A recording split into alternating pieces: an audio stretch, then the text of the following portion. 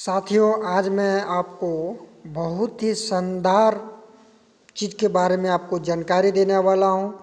इसमें हर एक व्यक्ति को जानकारी होना चाहिए, जिससे आपको घर में अगर किसी प्रकार का वायरिंग वगैरह में फॉल्ट होता है तो आप तुरंत उसे सुधार सकें। तो चलिए स्टार्ट करता हूँ। विद्युत वायरिंग एवं उसकी विधियाँ। विद्युतिक वायरिंग में काम आने वाली सामग्री किस प्रकार की होनी चाहिए? डीसी युक्त इंडियन स्टैंडर्ड इंस्टीट्यूट, ठीक है। लाइट एंड फैन उप परिपथ ने कितने उपभोक्ता बिंदु होना चाहिए? यानी कहने का मतलब होता है एक जगह से कितने पॉइंट आप ले सकते हैं। अगर मान लीजिए ये मेरा बोर्ड है तो यहाँ से आप कितने ले सकते हैं? पॉइंट 8 से 10, उससे ज़्यादा नहीं। पावर उप परिपथ का कितना लोड होता है? यानी कहने का मतलब यहाँ से एक जगह से आप कितने लोड दे सकते हैं? तो 3000 वाट। पावर उप परिपथ में कितने बिंदु होना चाहिए? 2 सॉकेट स्विच। पावर उप परिपथ में कितने बिंदु होना चाहिए? 2 सॉकेट स्विच। सामान्य उप परिपथ लोड कितना होना चाहिए? 800 वाट से 1000 वाट तक। विद्युतिक वायरिंग में नियंत्रण स्विच लोड की फर्श से कितनी ऊंचाई होना चाहिए? यानी विद्युतिक वायरिंग में नियंत्रण स्विच लोड के फर्श से यानी ज़मीन से कितनी ऊंचाई हाइट पे होना चाहिए? ये जो हाइट होती है वो होती है 1.3, यानी यहाँ से यहाँ तक की कितना दूरी हो जाएगा? 1.3 मीटर होना चाहिए। नेक्स्ट, स्नानघर की में स्थापित स्विच किस प्रकार के होना चाहिए?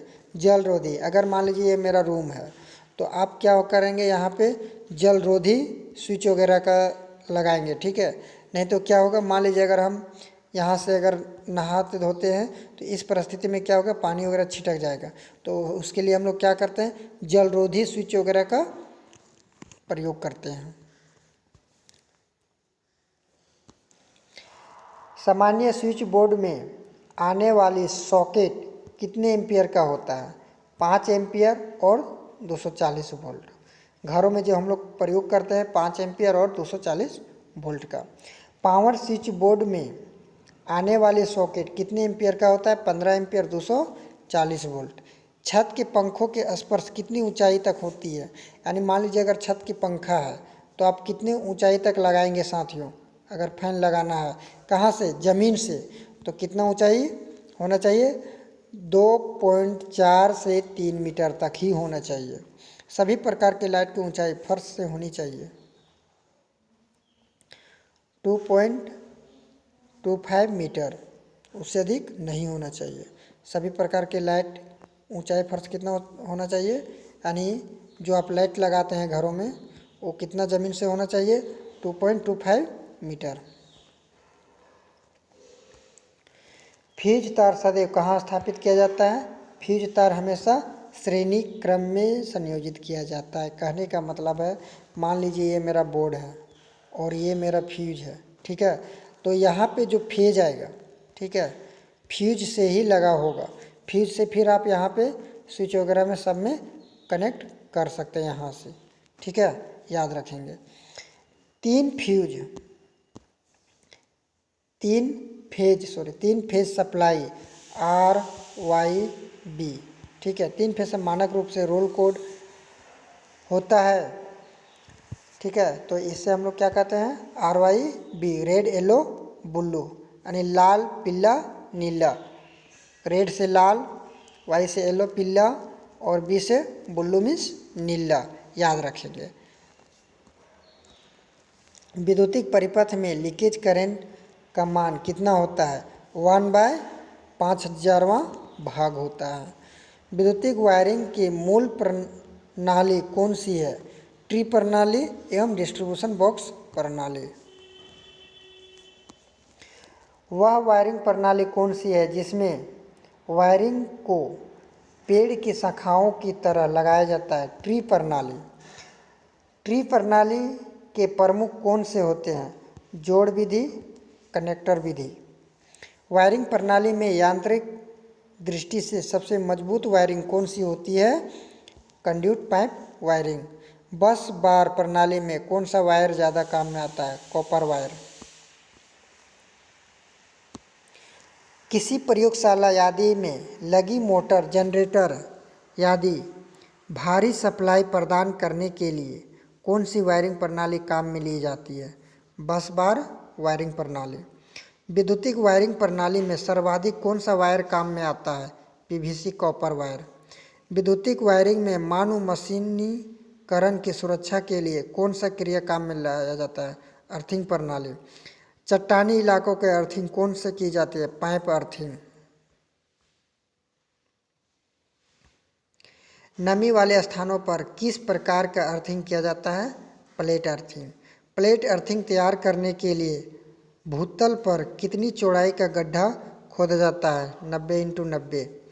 प्लेट अर्थिंग के लिए कितनी गहराई का गड्ढा होता है? 1.5 से 3 मीटर तक। प्लेट अर्थिंग की चौड़ाई कितनी होना चाहिए? 60 सेंटीमीटर तक। ठीक है। और प्लेट की अर्थिंग की चौड़ाई कितनी होना चाहिए? 60x60 सेंटीमीटर तक। अर्थिंग में काम आने वाले अर्थिंग प्लेट कॉपर आयरन की बनी हो तो बताओ प्लेट की उपयुक्त मोटाई कितनी होती है? आयरन के 6 अर्थिंग प्लेट की आयरन जो होती है 6.30, ठीक है, कॉपर प्लेट होती है 3.15 की। अर्थिंग तार का स्टैंडर्ड वायर कितना होता है? 8 स्टैंडर्ड वायर गेज का।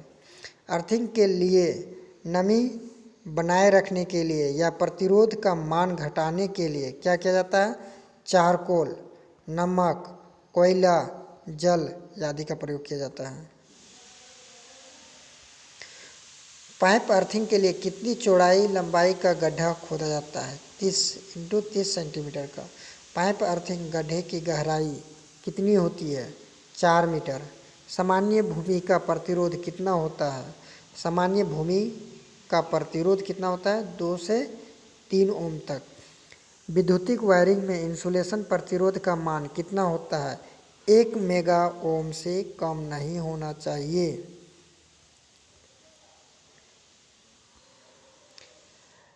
चट्टानी भूमि का प्रतिरोध कितना होता है? 8 मेगा ओम। विद्युतिक वायरिंग में पैदा होने वाले उपयुक्त दोष कौन से हैं? अर्थ दोष, लीकेज दोष, शॉर्ट सर्किट दोष।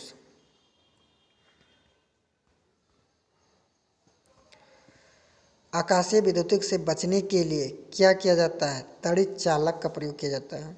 विद्युतिक वायरिंग में इंसुलेशन प्रतिरोध मापने के लिए कौन सी युक्ति काम में ली जाती है? मेगर। सामान्य मेगर में कितने वोल्ट का डीसी जनरेटर लगा होता है? 500 वोल्ट का। मेगर को 1 मिनट में कितना घुमाना चाहिए? 160 आरपीएम। कितना होता है साथियों? 160 आरपीएम, रेगुलेशन पर मिनट। ओके, तो साथियों आज मैं यहीं पे इन करता हूँ। फिर मिलता हूँ अगले वीडियो में। तब तक के लिए धन्यवाद।